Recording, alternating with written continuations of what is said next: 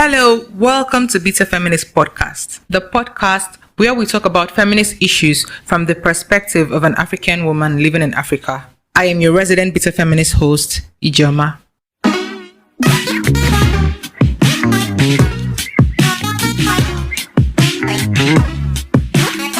We created a Google form and people sent in, mostly anonymously, people sent in so many questions. Very tough questions, I might add. It's not the typical, oh, my boyfriend is beating me, what do I do? Or, dear OV, my man doesn't clean his bum after pooing, what do I do? These are very tricky questions, some of which I had to research, ask my producer, who is also a feminist, ask some of my feminist friends, and I'm very happy with what we came up with. And I'm happy that you people sent in the questions, and we will be tackling them today. She says, this isn't a question, but it's something that crossed my mind a few times. Men constantly shame women and call anyone who disagrees with them an ashawo or olusho. Something along these lines. It's funny to me that with all the vices associated with men, they would have the gall to call women names. 90% of all homicides in the world are committed by men. I can only imagine what the percentage is in Nigeria, but I know it will be ridiculously high. They easily call all women prostitutes when only a few women actually are. Yet, nobody calls men kidnappers, terrorists, armed robbers, ritualists, or fraudsters. Besides, prostitution happens between two consenting participants. None of these women force men into having sex with them. They don't kill anyone or cause harm to anyone. Men are constantly doing that on a daily basis. Most murderers are men. Most ritualists, kidnappers, armed robbers, rapists, terrorists are men. When I say most, the figures are at least 85%. Just one of my thoughts. Thanks for listening. Okay, this person has a lot to unpack. And I 100%, 110%, 150% agree with what she said. Men tend to shame women by calling them ashawo, prostitutes, when you have an altercation. That's the first place they go to. Meanwhile, very few women are actually sex workers. On the other hand, men are mostly the perpetrators of other crimes. They're thieves, kidnappers, ritual killers, serial killers, etc. etc. In one of the questions I answered before, I said the society expects a higher moral output from women than they do men. That is the reason why the little thing women are known for, which is sex work, the little vice women are known for, which is sex work, they tend to make it a blemish on every other woman. Whether you're a sex worker or not, you're an ashawo. There are male sex workers, we don't call men ashawos. A lot of men are kidnappers, ritualists, but when they offend us, we don't call them that. Why? Men are expected to be men. We say boys will always be boys. Girls are expected to have a higher moral standing, moral output, moral background than men. So that little blemish, that little vice is a smear on all women. While this thing that men do every day is an individual smear. It's not a smear on all men. So that's it. And yeah, it's the disgusting irony of what we have to deal with. Every woman is an ashawo because few women are prostitutes. Not that there is any wrong thing with being a sex worker. But when you flip it, we don't get to call all men ritualists. We don't get to call them armed robbers. Anyway, personally, I do that. I used to say your mother is an ashawo, but now, no. If you call me an ashawo, I call you a kidnapper. I call you a rapist. I call you something that I know will make you unhappy. I think the last time a man called me ashawo, sometime last year, I started shouting, ole, ole, ole, and obviously, you know who won. I did. So I think that's the best way to go about it. If a man calls you ashawo, call him a ritualist. Call him a thief. Call him a kidnapper, because that is what men do. Okay, the next question. My father built houses on his land and I inherited one of it, which is inside the compound. Now my brothers are saying that I can't have the house because the land on which it was built belonged to male children, only because it is their OB. Now my question is this: is a girl not permitted to inherit a land inside compound in Mobi? Wow, your brothers are being unreasonable. And this is the advantage of this thing being anonymous, because I don't know you, so I can curse them out. I would have been maybe picky with my words if this were somebody I'm seeing, but this is so unfair, and they know what they are doing. they're doing this because, Igbo people believe, when a woman marries, she goes to her husband's house, she has no link anymore with us. They'll be saying, why do we need to give her a house? They'll be like, yeah, carry your house and go now. House that is on the land. So it's very wrong. A woman can inherit a land inside compound. The most important thing here is that your father left it for you. If your father left you the entire OB, it doesn't matter what they think or what they are saying. It is your inheritance. It is your property. So the best way to go about this, because from what you're saying, civil discourse has not brought about any change. I think if you can pursue it legally. My only problem is Nigerian women are quick to leave matters like this. I don't think you should cave in. I think you should pursue this legally, and I'm very 100% sure that you would win. The problem is it something you can do? By right, anywhere you go to, no matter what you say, no matter what you do, the property is yours. And I know that it's a very tricky situation because it involves your siblings. This is not like outsiders. It involves your siblings, and the house is inside the compound. It's not something that you can go and sell to an outsider and say, okay, collect it. But still, he is your father, or he was your father, the same way he was a father to all of them. You don't have to leave what is rightfully yours. You don't have to lose out simply because you're a woman. They are just doing this because you're a woman. So that is it. Please pursue this legally. I think this is my favorite question here. Not because it is insightful or deep or anything, but because it is a reality of a lot of women. Okay, let's go. I have been dating this guy for about 2 years now, and he has never taken me out on a date. He is broke and not financially stable at the moment, and I know. I complain, but deep down I know he doesn't have. He's open to me about everything, like finances and everything. Hope I am not making a mistake by staying by his side. I am a student, please. And first of all, this guy she's dating may or may not be a student, but it is not an excuse. You're wasting your time by this man. You're wasting your time. You are wasting your goddamn time. You are wasting, I can say it 50 times. Now, the question is not because the guy is broke, but this is a stingy human being. This is a person that when he gets, he will never give you. This is a person that has conditioned you to believe that he does not have. And I know he shows you, he's very open with his finances. I get it. But 2 years is a long time for a man to not take you out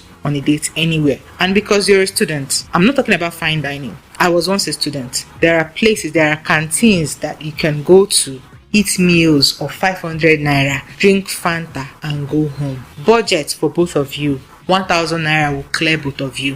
When I was in EBSU, there is literally, and I left EBSU 2021, there is literally restaurants, not dozens of restaurants in the campuses that sell food for 300 naira, 400 naira, 500 naira. 500 naira being the highest actually. So it's not about fine dining. If this man, you've been with this man for 2 years, and in that 2 years, he cannot bring out 1,000 naira and carry you and go somewhere, run away from that kind of a person, because there is no logical explanation. And he has so conditioned and groomed you into thinking this is normal. This is not a reason with me attitude. This is not normal. No matter how broke a person is, you can afford to bring out 500 naira and spend on somebody you care about. And not just food dates. There are suya dates. There are okpa dates where you and the person will go and eat okpa and drink mineral. There are so many things that you can do that are budget friendly. There are ice cream dates. You can go and get Habib yogurt. It's a date. There are so many things that you can do with a limited budget.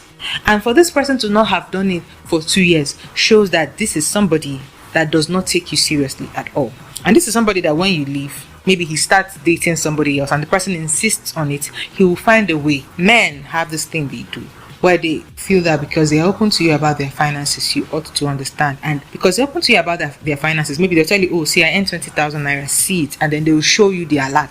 And in your mind, you're like, oh, it's just 20,000 naira. But when it starts earning 50,000 naira, it will still be the same thing. It will be like, look at, it's just 50,000. When it starts earning 150, it will still be the same thing. It's not necessarily about the money. It's about the conditioning. It's about the social conditioning. It's about making you feel like, I don't really have. And you will grow with it. And if you end up dating this person, no matter how good you think they are, you're going to end up with a stingy man. You're going to look back after 10 years and you cannot point at one thing this person has done for you. You cannot point at one wrapper this person has bought for you. And it's because you allowed this thing to happen. You let it be. This is why it looks like some men will be stingy to one woman, and when they date another person, they'll be generous. Because that other second person will not tolerate this. She will not, allow him to be with her for 2 years without taking her out, buying her gifts. She will nag, she will say, see, if you don't do this, I'm gone. And then the man will step up and do it. But because you were complacent,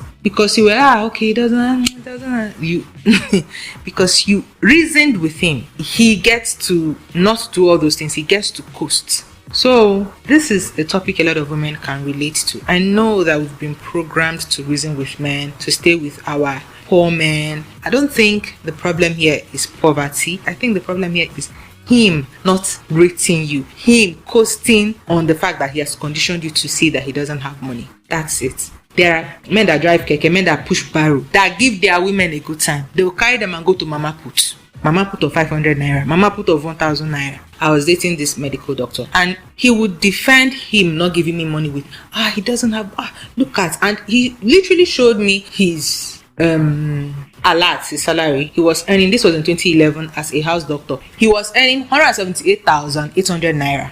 See, I don't have money. From this 178,800, 100,000 naira I use it to do SSU because I want to take exam and I want to buy my car. Then I send my mother this. Then at the end of the day, I just have like 58,000 naira. What can 58,000 naira do to a man? And they said I should change my wardrobe. All the clothes that I had were clothes that I was using as a student. I have to, and he earns this every month unfailingly, 178,800 naira. Then I didn't mind. I was like, it's nothing. But he would condition me into believing that, see, I have little money. And that little money is 178,800 naira as at 2011. In fact, now in Nigeria, 12 years later, it is still mad money, let alone then. That relationship lasted for 2 months. And in that 2 to 3 months, the only thing he got me was a plate of rice, plate of eba and egusi. Then that was 500 naira, 200 naira. And those perfumes, those Smart Collection perfumes, one of them, that Smart Collection perfume was, I think then they were selling in 250, 300 naira. And I swallowed this hook, line and sinker. I didn't mind then. So it is later that you now start seeing that it is a pattern. That even if this person earns 1 million naira, he's still going to try and defend it and be like, see, from this 1 million naira, I'm building a house. I've had men do that. They'll tell you, it's not like I don't have money, but the money that I have, wahala, don't collect them. Before they pay me, the things that I need it, don't collect them.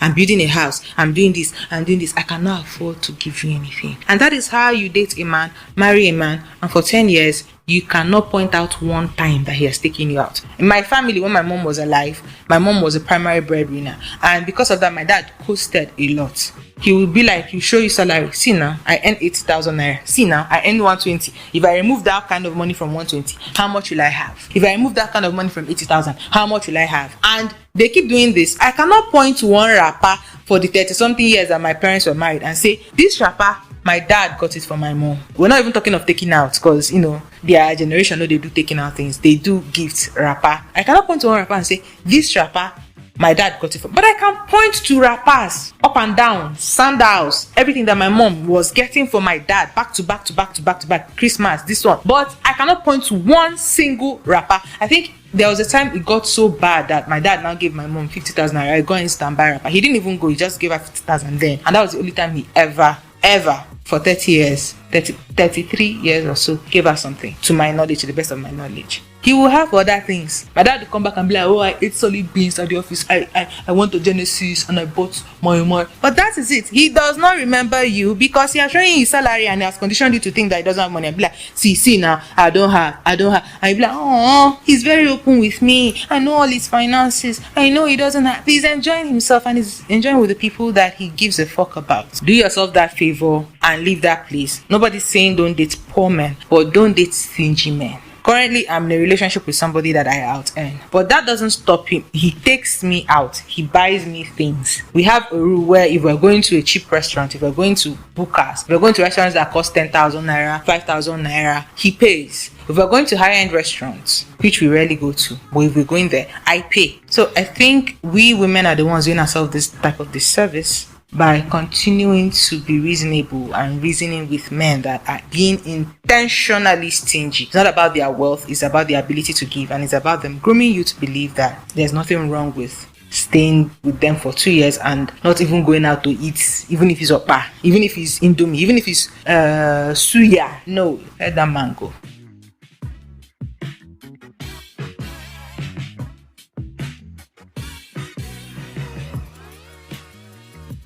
That's all for today. Thank you so much for listening to today's episode of Beta Feminist Podcast. Follow us at Beta Feminist Podcast on Twitter, Instagram, Facebook, YouTube, and TikTok. You can drop your contributions, questions, or even hot takes on any of our social media platforms. I'm still your host, Ijoma. See you on our next episode. Bye.